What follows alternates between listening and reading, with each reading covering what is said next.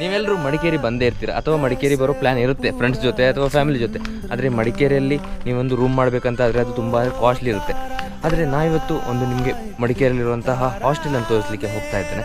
So ಈ hostel ಇರೋದು ಮಡಿಕೇರಿಯಿಂದ 17 kilometre ಈ ಕಡೆ. ಸೊ ಹಾಸ್ಟೆಲ್ ಯಾವ ಥರ ಇದೆ ಅಂತ ನೋಡ್ಕೊಂಬರೋಣ.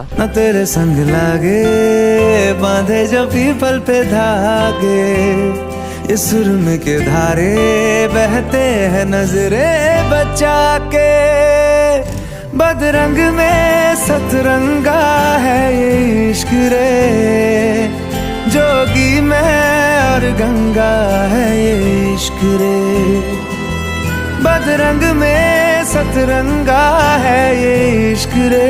ನೀವೇನಾದರೂ ಮಡಿಕೇರಿ ಬರೋದಂತ ಆದರೆ ಇಲ್ಲಿ ಬರ್ಬೋದು. ಇದರ ಹೆಸರು ಸೀಕ್ರೆಟ್ ಆಶ್ರಮ್ ಅಂತ. ಸೊ ಇದರ ಲೊಕೇಶನ್ ಕೂಡ ನಾನು ಡಿಸ್ಕ್ರಿಪ್ಷನಲ್ಲಿ ಹಾಕಿರ್ತೇನೆ. ಈ ವಿಡಿಯೋ ನಿಮಗೆ ಇಷ್ಟ ಆಗಿದ್ದರೆ ವಿಡಿಯೋಗೊಂದು ಲೈಕ್ ಮಾಡಿ, ಶೇರ್ ಮಾಡಿ, ಸಬ್ಸ್ಕ್ರೈಬ್ ಮಾಡಿ ಅಂತ ಹೇಳ್ತಾ see you, take care, bye bye.